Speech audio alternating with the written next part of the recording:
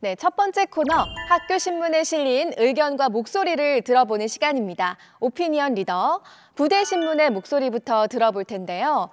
자, 먼저 사설입니다.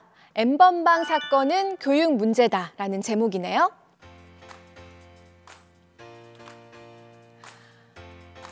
평소에 식민지 근대화론을 주장하는 어떤 인사는 내게 딸이 있다면 N번방 근처에도 가지 않도록 평소에 가르치겠다라고 하면서 내 딸이 지금 그 피해자라면 내 딸의 행동과 내 교육을 반성하겠다라는 식의 피해자에게 책임을 전가하는 발언을 일삼아서 공분을 불러일으킨 적이 있다. 그 밖에도 인터넷에서는 일부라고는 하지만 피해자나 가해자나 피해자 솔직히 안 불쌍함, 애초에 피해자라고 주장하는 사람들도 범법자라는 식의 댓글도 곧잘 발견할 수 있다. 이런 글들을 발견할 때마다 이 N번방 사건은 일부의 문제가 아니라 우리 사회에 내재된 왜곡된 자아, 왜곡된 성의식이라는 거대한 빙산을 보여주고 있다는 것을 절감하게 한다. N번방 사건이 특정 사건 당사자들만의 문제가 아니라 우리 사회 전반에 퍼져 있는 왜곡된 성의식과 잘못된 교육에 있다는 점을 일깨우고 있는 사설입니다. 관련 내용 조금 더 읽어볼게요. N번방은 언제나 늘 우리 곁을 맴돌고 있었다. 다만 우리의 침묵과 방임이 이를 키워온 것일 뿐이다. 설사 강도 높은 처벌이 진행된다고 하더라도 한국 사회에 뿌리 깊게 박혀있는 왜곡된 성의식은 메두사의 머리처럼 그대로 남아있지 않을까 염려된다. 이 사건에서 더욱 놀라운 점은 N번방 가입자 수만 명 중에 상당수가 10대에서 20대라는 사실이다. 즉 이미 대학생이거나 예비 대학생이 상당수라는 점이고 부산 지역 학생 중에도 N번방 가입자가 없으리라고 단정할 수 없다. 그렇다면 N번방이라는 이슈는 바로 대학 사회의 본질적인 문제라고 해도 과언이 아닐 것이다. 이런 문제의식에서 출발해서 결국 학교 당국과 교육 당사자들이 철저한 성윤리 교육을 실시해야 한다고 끝맺음하고 있습니다. 네, 다음 살펴볼 오피니언, 이지수 기자가 쓴 지하철보다 어두운 노동자의 속사정입니다. 앞서 일면에서 소개했던 부산 지하철 청소 노동자의 현실을 취재한 기자가 쓴 칼럼인데요. 읽어볼게요.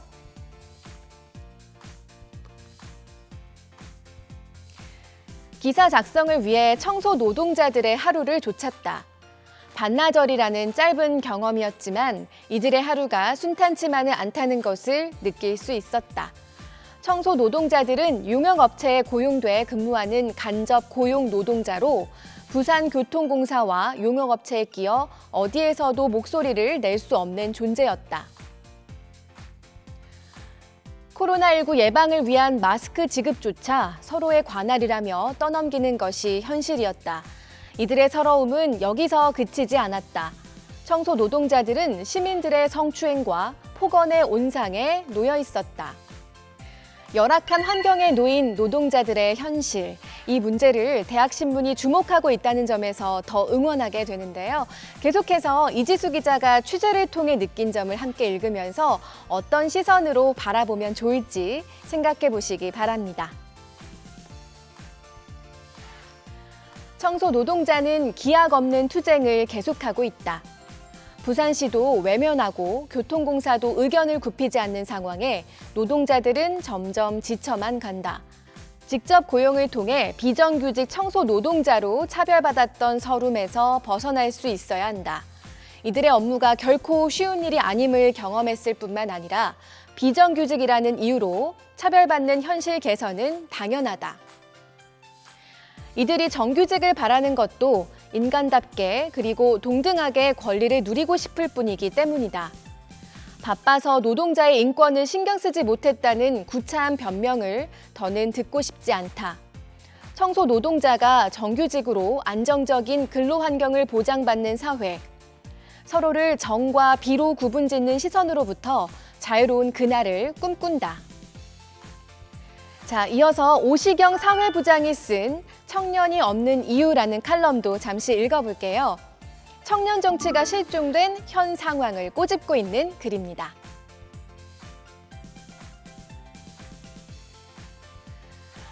매 선거마다 비슷한 공약이 나왔다 사라지기를 반복한다. 직접 청년의 목소리를 대변해줄 청년 정치인이 있냐고 하면 그것도 아니다. 대부분의 청년은 누가 당선되든지 크게 신경 쓰지 않을 것이다. 선거 결과가 어떻든 그들의 삶에는 큰 변화가 없다고 느끼기 때문이다. 많은 후보가 청년 문제를 해결하겠다고 말하지만 믿지 않는다. 지금까지 그런 공약에 배신만 당해왔기 때문이다. 2030의 투표율이 낮은 책임을 청년들에게 따져 묻기 전에 스스로 반성하길 바란다. 청년의 입장에서 청년 문제를 바라보려 한 적은 있는지, 정말 자신이 내놓은 청년 공약이 청년을 위한 공약은 맞는지, 더 이상 선거만을 위해 급조한 청년 공약을 보고 싶지 않다. 청년을 진정으로 품지 못하는 정치는 고여 썩어갈 뿐이다. 네, 다음으로 원대신문 여론란으로 이동해 보겠습니다. 사설이 2개가 실려 있는데 아래쪽에 가마우지라는 제목의 사설을 읽어보겠습니다. 2020년 한국 경제는 지속되는 일본의 수출 규제와 중국으로부터 발원한 코로나19 사태까지 겹쳐 간두지세의 상황에 직면해 있다. 위기 국면에서 한국 경제는 무엇보다도 가마우지 경제에서 펠리컨 경제로의 변환을 모색해야 한다.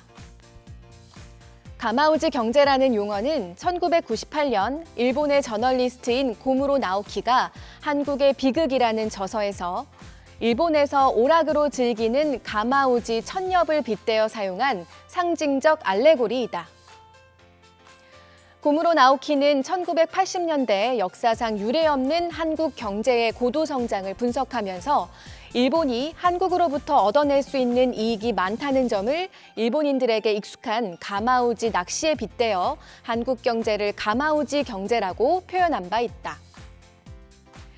한국 경제가 수출을 많이 해도 가마우지처럼 그 이익을 모두 삼키지 못하고 일본에게 부품, 소재, 장비를 수입하기 때문에 마치 가마우지 주인에게 잡은 물고기를 빼앗기듯 많은 이익을 일본에게 넘겨주고 있는 한국 경제의 구조적 문제점을 비아냥댄 용어이다. 네, 가마우지 경제가 좋지 못한 뜻에서 비롯된 용어였는데요. 그럼 서두에서 언급한 펠리컨 경제는 어떤 뜻일까요? 계속해서 설명 들어보겠습니다. 펠리컨이라는 조류는 펠리컨 브리프라는 영화로 우리에게 익숙한 새이기도 한데 펠리컨은 목주머니에 물고기를 저장해 새끼가 어미의 입속에 머리를 넣어 주머니에 물고기를 먹으며 성장하는 새라는 점에서 가마우지와 대비된다. 한국의 산업 구조가 소재, 부품, 장비를 생산하는 중소기업과 대기업이 협력 상생하는 경제로 거듭나야 한다는 점을 상징한다. 최근 글로벌 분업 구조가 급변하면서 한국 경제의 생존을 위협하고 있다. 일본은 아세안 국가들로 수출선을 다변화하고 중국의 경우에는 중국 제조 2025에 의해 중국 내에서 중간재를 생산하는 홍색 공급망을 완성하려는 상황이다. 일본의 수출 규제에 대응하고 중국의 홍색 공급망 구축에 부합하는 미래형 한국의 펠리컨 경제를 모색할 때이다. 관련 전공자가 아니라면 평소 잘 모르는 분야일 텐데 덕분에 새로운 지식을 하나 얻고 또 거시적인 관점에서 세계 경제를 바라볼 수 있었습니다. 네, 자 이번에는요 학우들의 목소리를 실은 열린 소리 코너를 한번 살펴볼게요. 국어국문학과 정명선 학우가 타인의 안전도 중요하다라는 글을 썼습니다.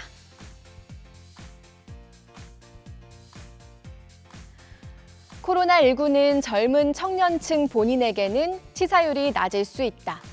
그러나 그 감염률까지 낮아지는 것은 아니다. 외출을 자제하고 마스크를 착용하는 것은 자신의 안전을 보호받기 위한 목적도 있지만 동시에 타인의 안전을 위한 목적도 있다. 우리의 경각심 없는 행동이 타인에겐 큰 위협으로 느껴질 수 있고 실제로 감염 가능성 또한 높다. 누구나 코로나 바이러스로부터 안전을 보장받고 싶어 한다. 그러나 자신만의 안전을 염두에 두고 사는 이기적인 사람이 돼서는 안 된다. 우리의 안전 불감증이 다른 사람에게 큰 피해를 줄 수 있다는 것을 인지한다면 마스크를 벗고 거리를 활보하는 일은 삼가야 할 것이다. 네, 느슨해진 긴장감과 안전 불감증에 대한 경고의 메시지 들어봤고요. 코로나19로 인한 등록금 감면에 대해서 토론 배틀을 벌인 두 학우의 의견을 이어서 만나보겠습니다. 네, 스포츠과학부 양호영 학우는요, 옹호 입장입니다. 모든 대학이 코로나19로 인해 어쩔 수 없이 온라인 강의가 진행됐다는 점은 인정한다. 나아가 사회적 거리두기 캠페인으로 학교 출입이 금지돼 교내 시설물을 이용하지 못한다는 점도 매우 불가피한 사안이라고 생각한다. 하지만 학생들은 지난해와 동일한 등록금을 지불했으면서도 질이 현저하게 떨어지는 온라인 강의를 들어야 할 수밖에 없는 것이 문제다. 학생들에게 희생만 강요하는 것은 이해하기 어렵다. 때문에 등록금 감면은 이루어져야 한다고 생각한다. 네, 반면에 보건복지학부 안효진 학우는 비판 입장입니다. 그 이유는 실제로 등록금 감면이 시행된다면 대학들은 나가는 돈은 그대로지만 들어오는 돈은 줄어드는 형국이 된다. 그렇게 된다면 수년간 등록금 동결 정책으로 재정적 어려움을 호소하고 있는 대학들은 더욱 심각한 상황을 맞이할 수 있다. 또한 교비 지출 대부분은 교수 및 교직원 인건비다. 그런데 무턱대고 등록금 감면을 하게 된다면 우수한 교직원의 이탈 문제까지 발생할 수도 있다. 그러면 교육 서비스의 질이 오히려 낮아질 수밖에 없고 그 피해는 학생들에게 돌아오게 된다. 결국 등록금이 감면된다면 학생들은 잠시 만족을 누릴 수 있겠지만 결국 더 막대한 피해만 불러일으킬 것이다. 네, 지금까지 다양한 학생들의 의견 만나봤고요. 다음 코너로 이동하겠습니다.